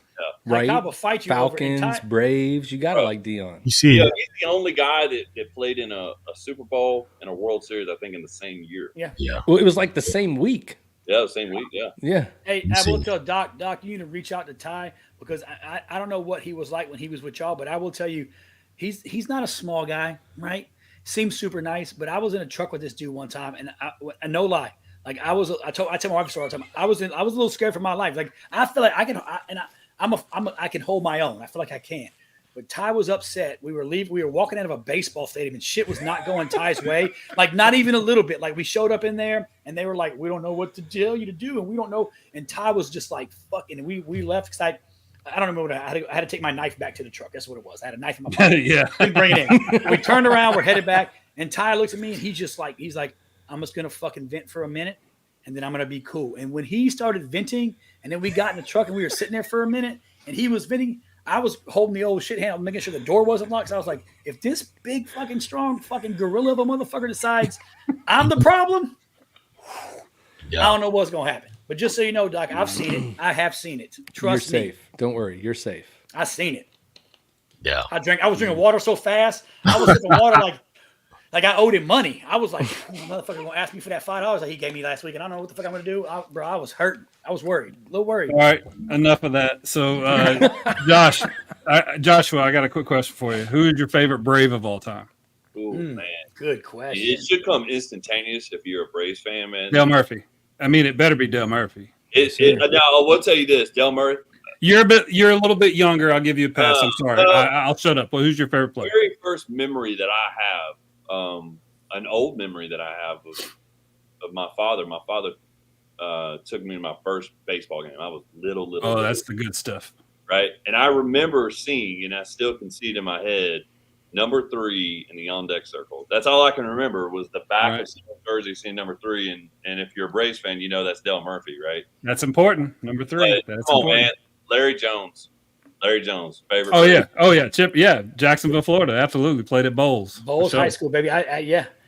And anybody that says that Chipper Jones isn't like, top 5 third baseman of all time, or I put him up there like easily top 20, top 25 baseball player of all time. And the guy went to the left field. He played shortstop. He played third base. I mean, he's clutch, dog. He's clutch. They were stacked in the 90s, though, bro. Switch hitters of all time. You want to know how savage? Let me tell you how savage Chipper Jones is. A lot of people don't know that unless you're. I'm gonna put you on solo for this. Yeah, so let me tell you how savage Chipper Jones is. Right, Chipper Jones used to beat the shit out of the New York Mets so bad. Their stadium name used to be Shea Stadium. It's now Citibank or Citi Field. He would own the Mets. The New York Mets fan, if you got anybody on this right now, Larry Driscoll, they hate Chipper Jones. Like if you ask a Mets fan, what is the player you hate the most? If they don't say Chipper Jones, they're not a Mets fan. Okay? He beat the shit out of the Mets. He owned them so much that he named his son Shea. After his team. Wow. I'll be honest, I didn't know that. I did not know that. Funny. That's great. Yeah, that's a good one. That is funny, man. So did he beat thank Shea? you. What's up? He didn't beat Shea, did he? Is Shea okay? No. Oh, so Shea, I hope you're okay. Yeah. There you go. Well, thanks for coming on, brother. We appreciate talking to you today, learning about you. Yeah. Good luck in the future. We're all in Texas except fucking hero. But we're here for you. I'm in DeSantis country, baby. This is DeSantis country. Come on, bro. You can't yell DeSantis. I mean, it can only be DeSantis country now, just Florida. Yeah, that's all that matters to me. Yeah. Like when you get your ass kicked in the race, it can only be Florida. May. So I'll be out in Houston. No, April. I'll be out in Houston in April. So. Cool. When in April. Yep. When in April, Josh? Yeah. We haven't got the detail. It's a work trip, but Oh, okay.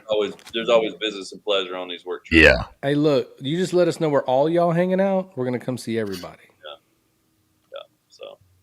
How's my boy Bert Allen doing? He's still hanging in there, Josh? Oh God, man, Bert Allen's been in the Navy, and he's got like 34 years in the Navy, and he's not, a command master chief or force master chief, but he's got 34 years out. So when that fool was Bert Allen, let me tell you something.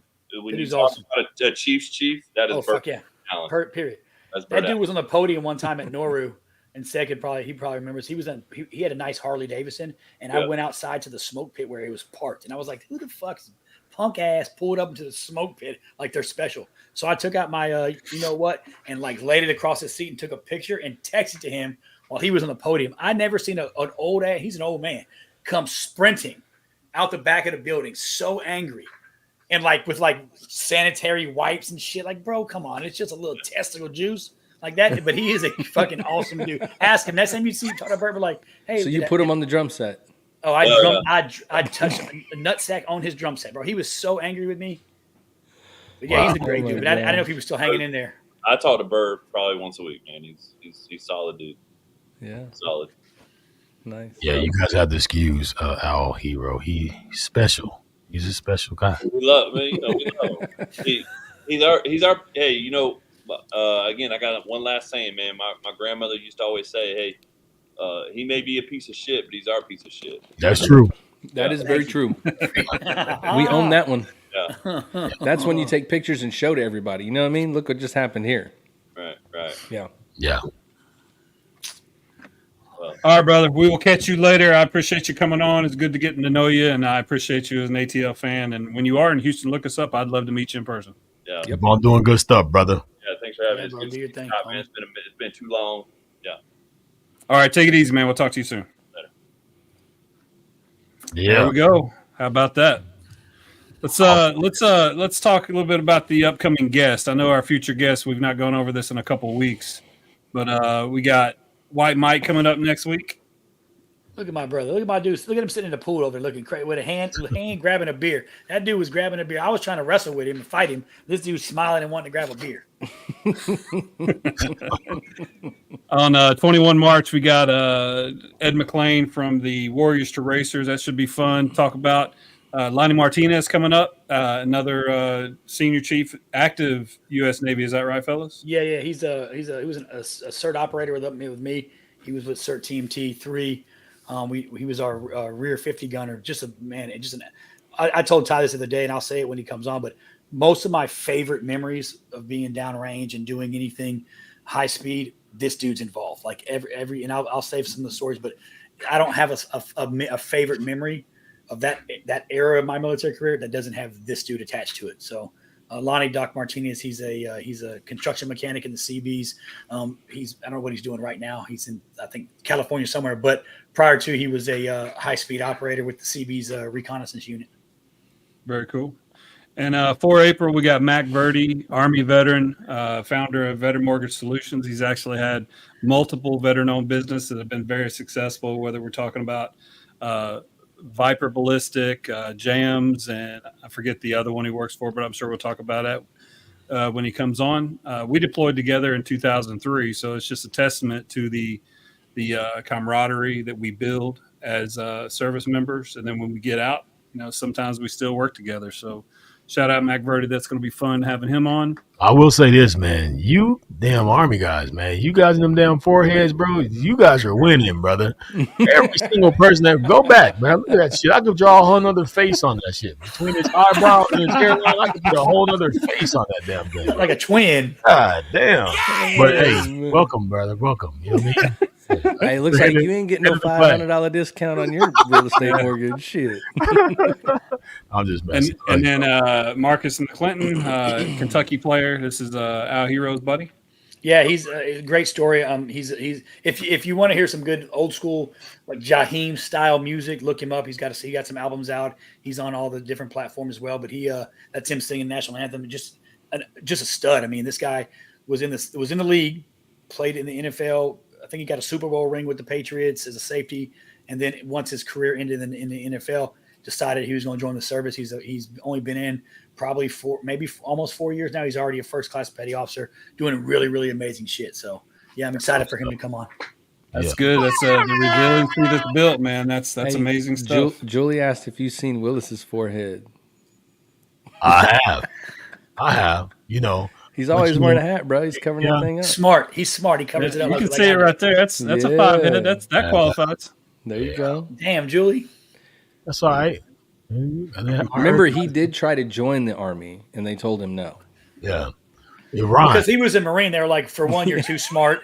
And how many crayons you ate, bro? Big. Yeah. No, his breath smelled like red crayons. They were like, no, bro, not happening. Men with big foreheads are good in bed. I mean, look at Kevin Cash. Y'all seen his picture? He got a hell of a forehead too. Yeah, maybe so. Damn, bro. Well, ladies and gentlemen, it is that time that we say goodbye to all our friends and family. Not forever, but just for a shorter period of time. We will see you guys again in about 6 days and some hours if you come back. And I hope that you come back.